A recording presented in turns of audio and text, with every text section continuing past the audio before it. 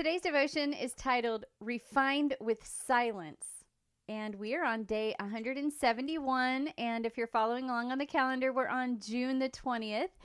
And in order to follow my plans and read the Bible in a year, today's morning rinse is Job 34 through 36. Or you can go any other way if you want, but that's my plan. And that's what we're talking about a little bit today in the featured verses, which include Job 34 verses 35 through 37. Job speaks without knowledge, and his words are without wisdom. Job ought to be tried to the limit, because he answers like wicked men, for he adds rebellion to his sin. He claps his hands among us and multiplies his words against God. Can you hear my sass in that? Oh my goodness. When will these verbal attacks cease against Job? Today's featured verses are more examples of things spoken to Job by his friends. Let me just say all of this again, the featured verses, because I've spoken through my podcast multiple times. This is the fourth or fifth day that I have been talking about what the friends are saying to him and how serious of all these accusations they are. Let me just say the verses again. Job speaks without knowledge, and his words are without wisdom. Job ought to be tried to the limit. I mean, stop right there. Job ought to be tried to the limit. What in the world? And then they say, why? Because he answers like wicked men. For he adds rebellion to his sin. He claps his hands among us and multiplies his words against God. He adds rebellion to his sin. And this is after yesterday's podcast when Job is defending himself.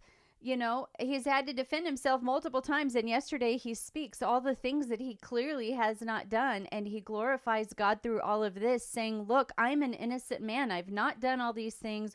What are you talking about? Tell me where I have sinned. And they couldn't. Like, they couldn't say pinpointly. They're just accusing him blindly.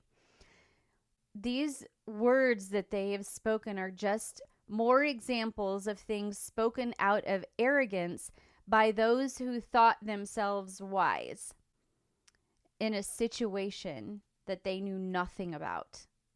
They were not there. They could not hear the conversations between God and Satan. They were not there when all of those, requests from Satan came about. These examples are also more stories of Job sitting through hours of erroneous scorning, waiting for his turn to continually defend his righteousness. As I have read throughout this book multiple times, I wonder if Job allowed his friends to finish their thoughts without interrupting them throughout all of this, without, correcting them in the midst of them saying anything, because he had to reserve his strength for the times he spoke. Remember, he is sitting there with boils all over his body. You can't hardly even recognize him. And he has other discomforts causing extreme amount of pain and exhaustion. So he's sitting there in physical and emotional pain. His heart is hurting. He's scraping the edges with pottery, as I mentioned before, to just give himself relief from the boils that are completely irritating his skin.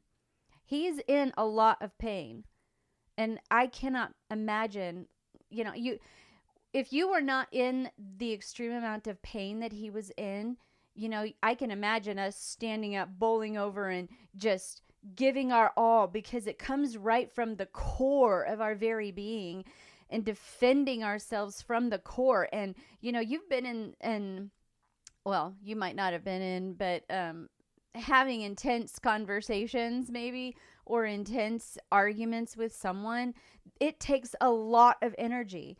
And, especially if, us women were crying and stuff, there's only so much energy that can be exerted. And finally you have to go, enough is enough. And he didn't have that kind of energy to bring about that kind of intense defense. He had to sit there in extreme amount of pain and exhaustion for hours listening and listening and then trying to defend again. On the other hand, maybe he waited for the scribes to document all that was said so that he could appropriately address all of the accusations one by one.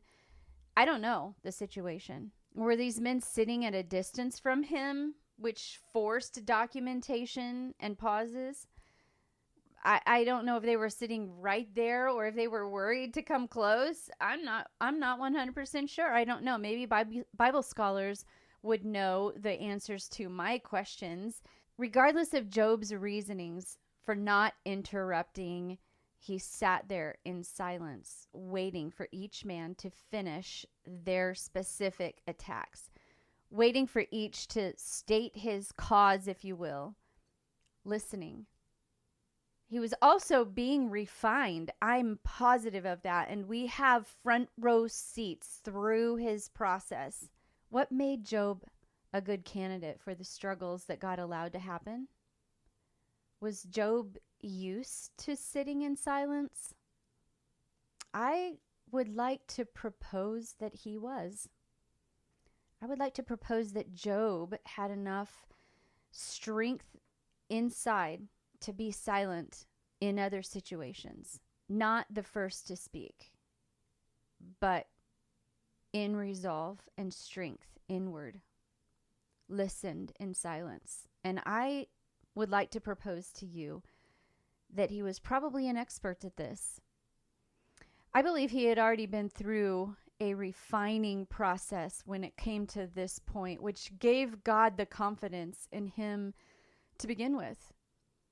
We do not know Job's early struggles in life, but I believe he learned the wisdom of speaking wise words at the appropriate time.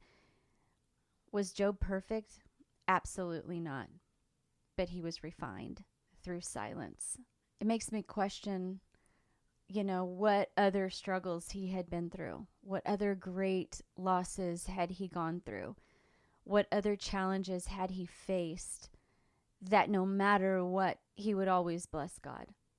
And he would always say, my Redeemer lives. I know my Redeemer lives. Today's challenge to dig deeper is to know that it can be extremely hurtful when someone has talked erroneously about our character. And I've mentioned this before. I spoke a couple of weeks ago about someone speaking erroneously about me, but I wasn't the only one that they were speaking about. I was on a list and I know that it's hurtful, especially if it's happened to you. I'm sure it has happened to all of us where we have been spoken about erroneously or someone did not know the full picture. But today, choose to let God be your defense and forgive them. Choose to be refined with silence. It's tough, I know. When you pull out your journal and you reflect on today and some of the things that God spoke to you about regarding today's devotion, I want you to name a time that you were silent, not interrupting, while someone in your life was accusing you of something. Have you ever had that moment? Or do you need to still have that moment? Whatever the case is, write it down. And if you have not ever experienced being silent when someone is accusing you of something or saying something that's erroneous, know in your heart that it's probably going to come and that you have the opportunity to be refined in silence. But if you have been silent or not said anything, build on that moment and resolve to keep silent in future moments like this unless God tells you to speak up. But be prepared to be a Job. I'm not there. I don't feel like I am anyway. But if somebody said to my face, Anita speaks without knowledge, and her words are without wisdom, Anita ought to be tried to the limit because she answers like wicked men, for she adds rebellion to her sin. She claps her hands among us and multiplies her words against God. it brings a whole different perspective when you put your name into these accusations, right? It brings a whole new level of just gut punching, right? But there is power in being refined with silence. There is power being refined by not saying something. And yes, God gave Job an opportunity to defend himself. He did give him an opportunity to speak. And not only that, but he was able to defend, a lot of things. And so that's why one of the thoughts for me would be that they weren't necessarily in his circle. My thoughts and how I believe it is that they were probably, a ways away, and there were documenters basically that were documenting some of the things that they said, and they would bring it to Job. And but I don't know. I mean, maybe they were all sitting around because they all heard his defense, and they all were there to say these things to Job. But the cool thing is Job was refined with silence, and he was already mature at this point, and he continued to live a life that said, I know my Redeemer lives. I hope today inspired you. I hope that today brought you a new perspective. This is another way that we can bring life to what stories we are reading and what is going on in the Bible, bringing life to that and adding it to our own personal journey of faith. So if you don't have my devotional, you know where to go. Get it in the show notes, and certainly grab a journal if you don't have one already. And until tomorrow, keep rinsing, reflecting, and repeating. God bless you.